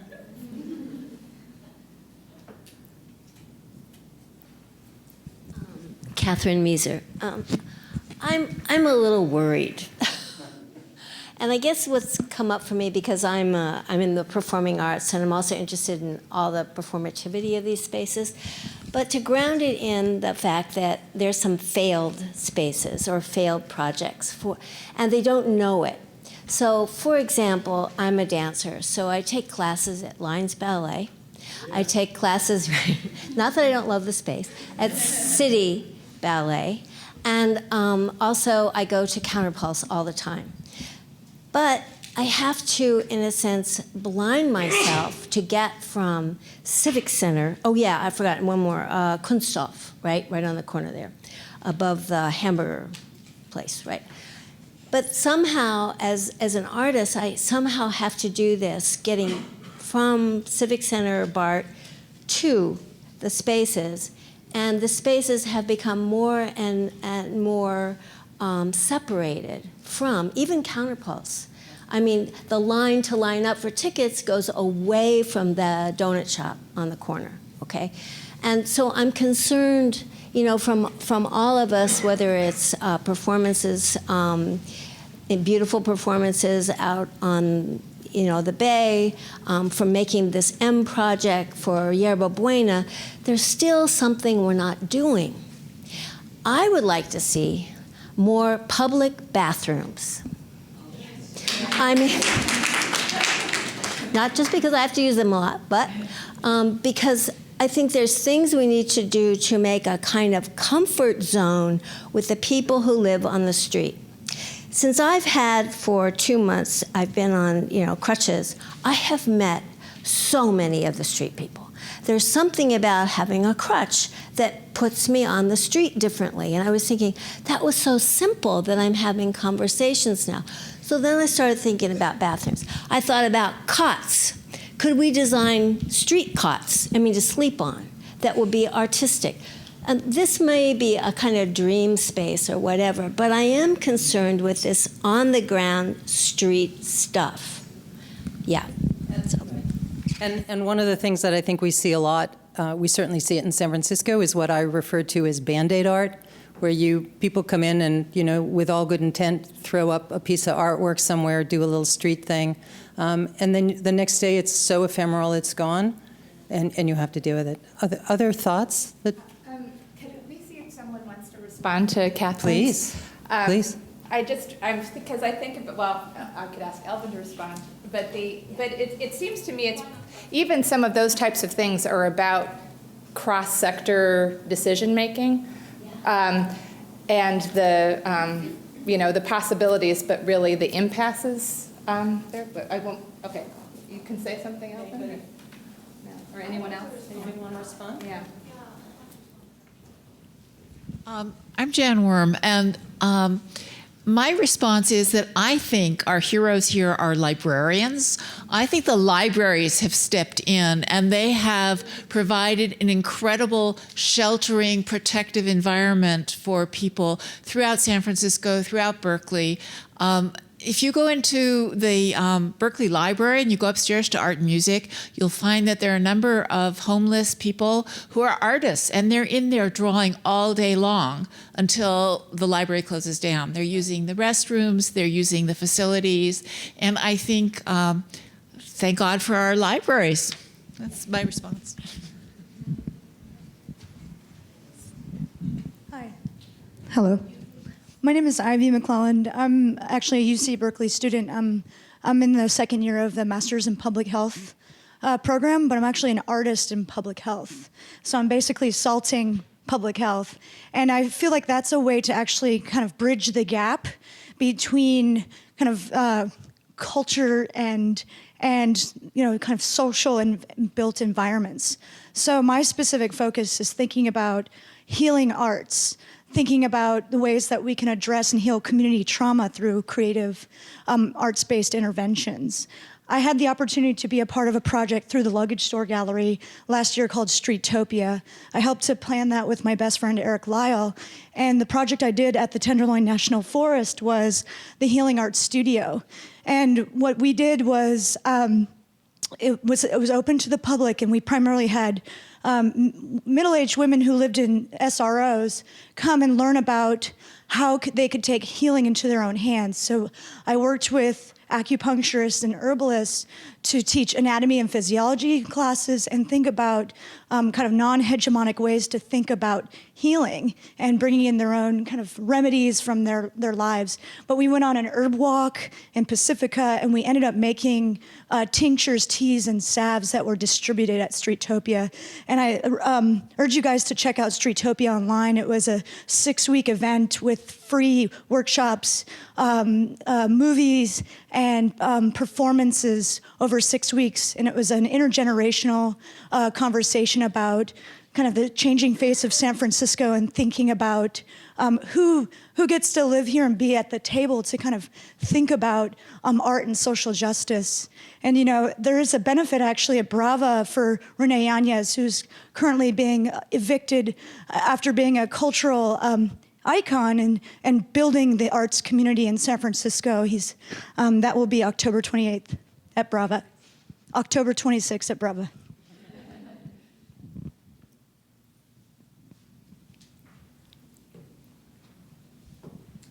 I want to thank everybody. I came as a representative of Citizens for Sustainable Point Malate, and I found so many other connections here today.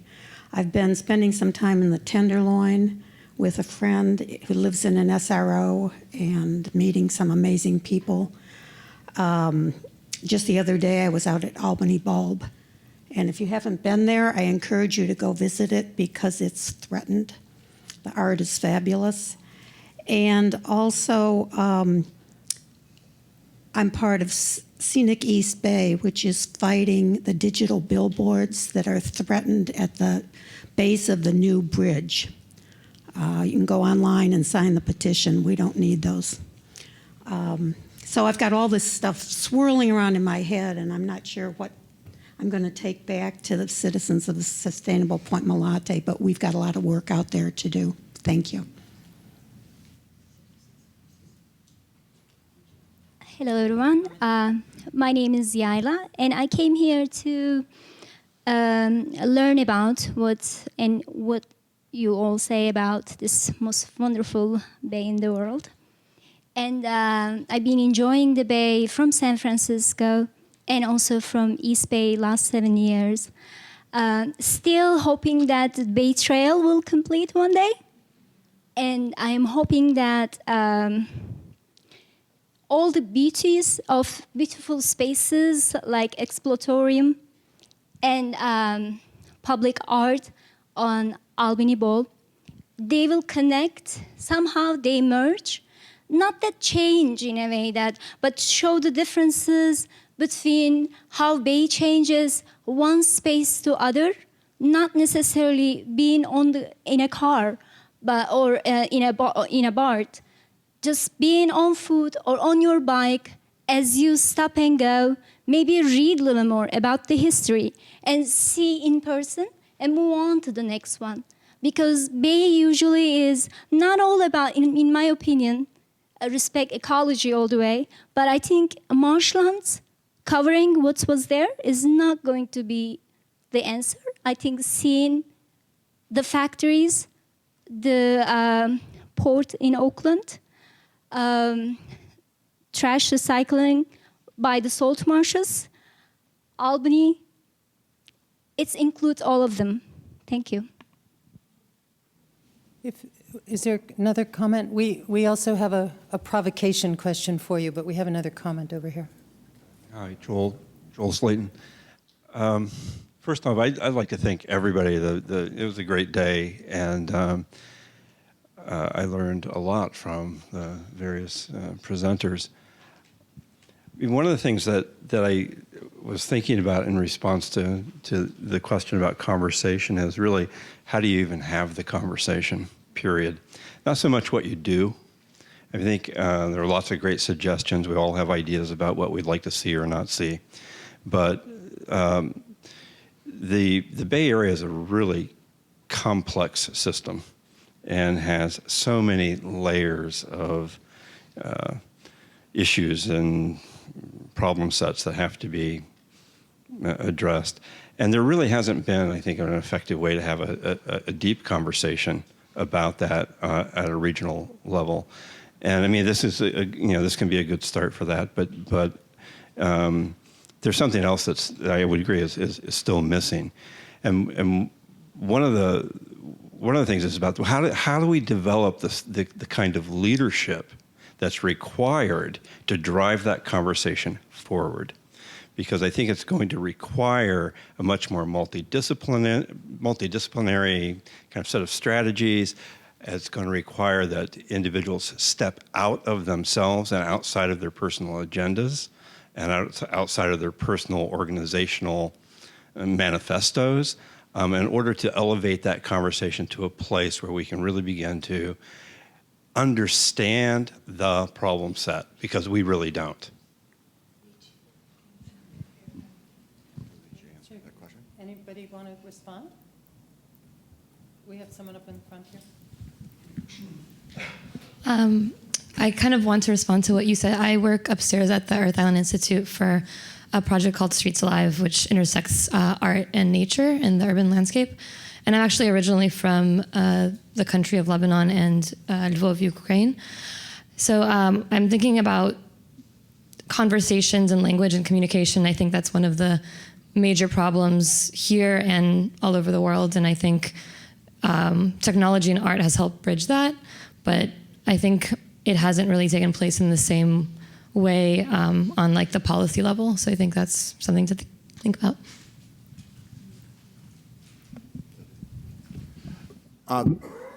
Brought up a couple questions throughout the day about the archaicness of a black box environment where you stage these experiences in arts and creativity versus the one that's virtual, transitory, ephemeral. I have a question to Joel, actually, in some ways, is that, how many are artists in the audience, by the way? Great. Oh, that's a good representation. Great. And who are the architects, designers, and plan developers? Okay, not as many. Great. As an artist, sustainability is an issue. And someone who works in digital art, and really it's an issue of the funding. Who are the future funders, supporters of digital art? And what are the copyright issues that's different from those who create works of art with physical materials? It's for you, Joel, if you can answer that question. Is that Joel? Well, first off, Can I squeeze by? everyone to come down to San Jose. I know it's a journey. Well worth it. 01 has an exhibition on display right now that's dealing very specifically with the issues around IP, called Patent Pending. And it's a kind of deep look at the relationship of the arts to innovation to information property, and tries to put into context and beg some of the questions and poke at the complexities of those relationships. So I invite you to come down and view that.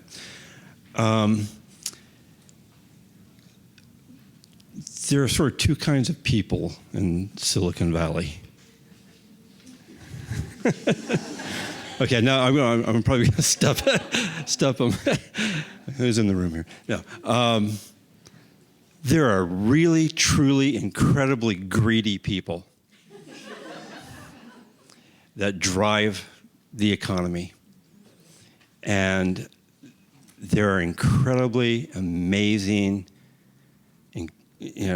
deeply thoughtful people who don't have the money, but have the ideas.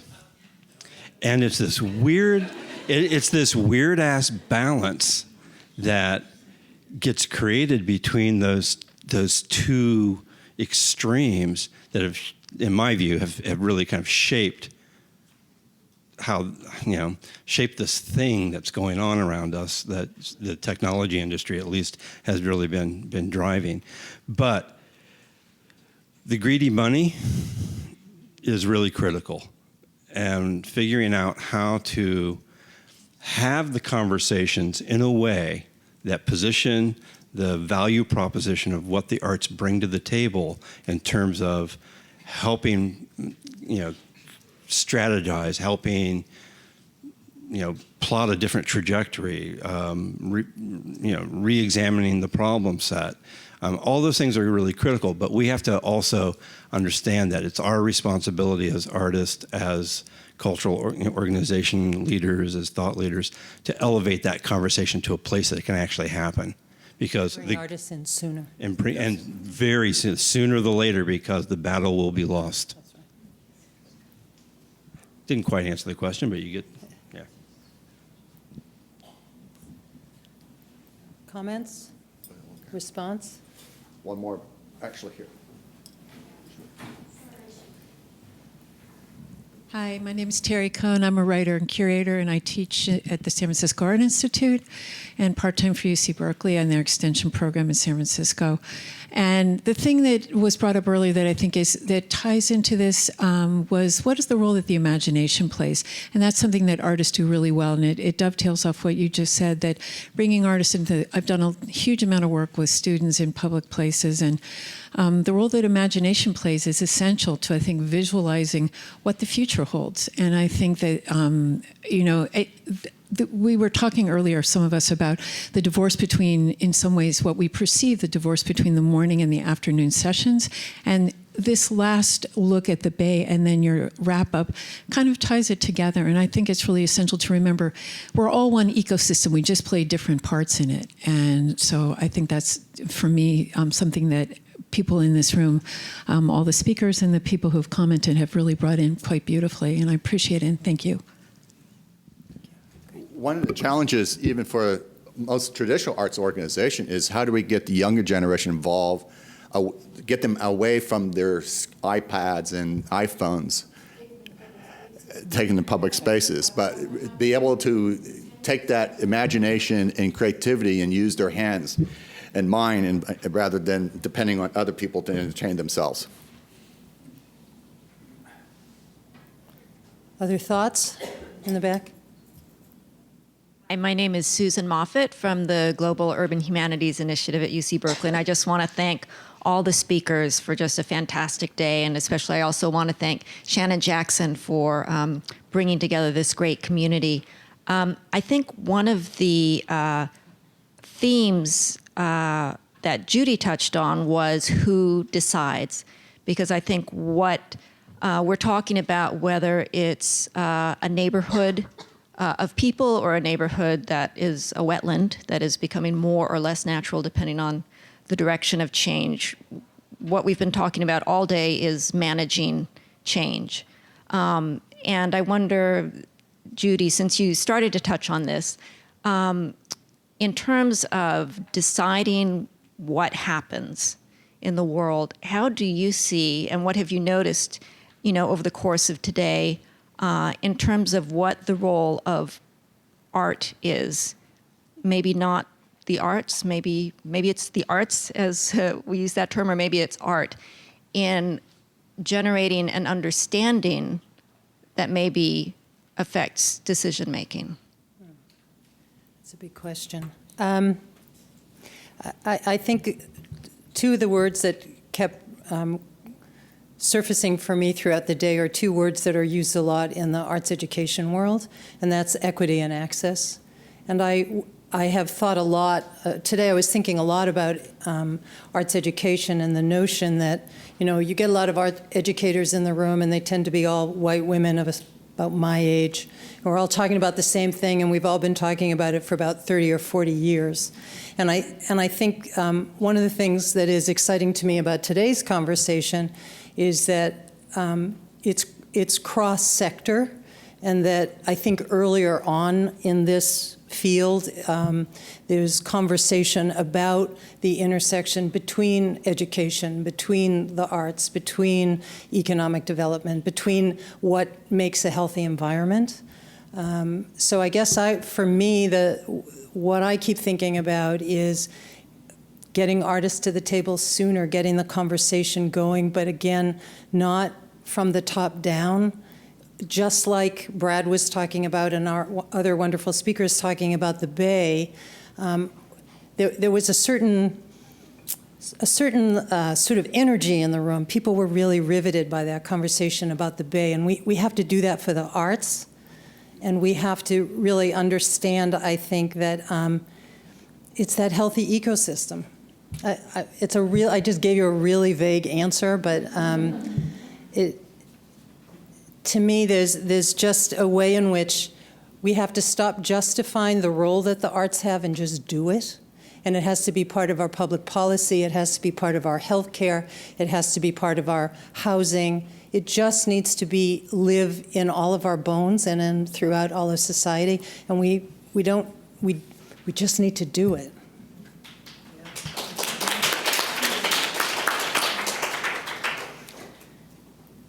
Did you want to wrap up with a question about next steps, or were there a few other final comments? I think over here. My name is Hallie. I'm a student here at UC Berkeley, and I'm glad that you brought up healthcare. I was just thinking about how the category of the artist, which has been sort of touched on so many times throughout the day, but hasn't really been theorized in a way, or we haven't really qualified what it means to be an artist. And I think a lot of different types of artists have been talked about throughout the day. For a generation like mine, where you're either a student and you have healthcare or you don't have healthcare, pretty much, what will it mean to be an artist in the next 10 years, the next 20 years, and who will have access to these resources, and who will be able to be making the art, as well as who will be able to enjoy it. And where's Tanya? And can we afford our young artists to stay here? Are we going to lose our artists to other places? Yeah. Other comments? I wanted to thank well, everyone, but Deborah this morning at one point, she said, oh, and you know, you can't do it part way. You can't like hold back and observe. You've got to just put yourself out there. And I really think, I mean, from everything that everyone has said today, I have so much energy to really put myself out there, and want to thank you.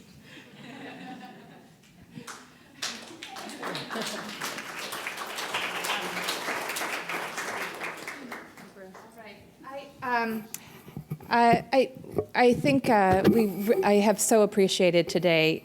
I guess part of what this kind of gathering is, as we were saying earlier this morning, it is part of an effort to create what Judy just referred to as cross-sector collaboration.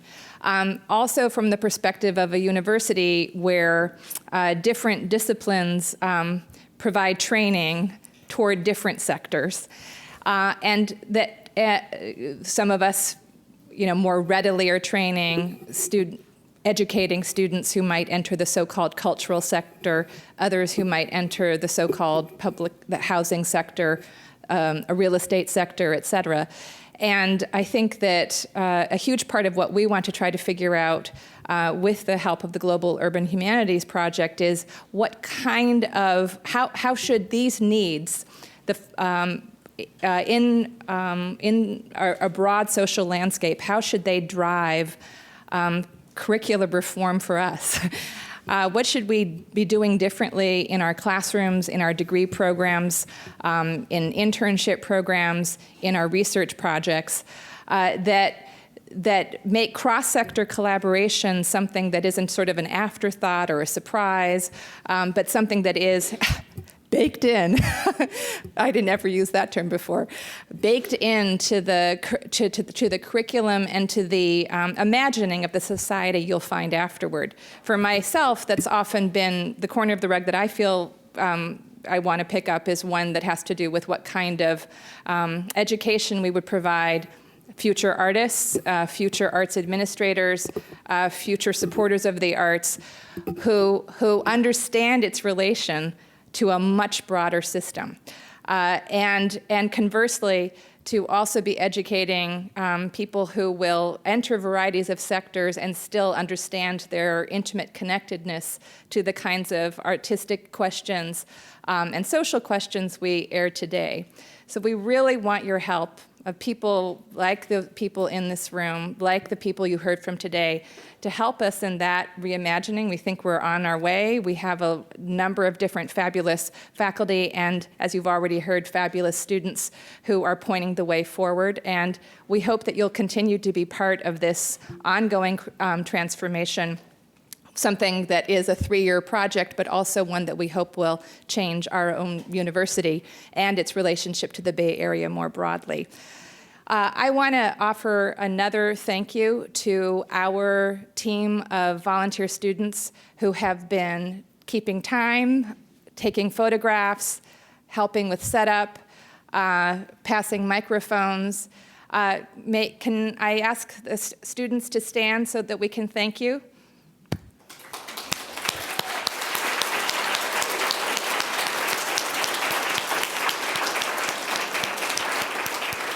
I also want to welcome publicly our new ARC Associate Director, Lauren Pearson, for jumping in today. And I particularly want to thank the incredible Susan Moffitt, Irene Chen, and Susan Gibbons, who have been the core event coordinators, digital connectors, and thought leaders with me of this conference. Irene, Sarah, and Susan, can you stand?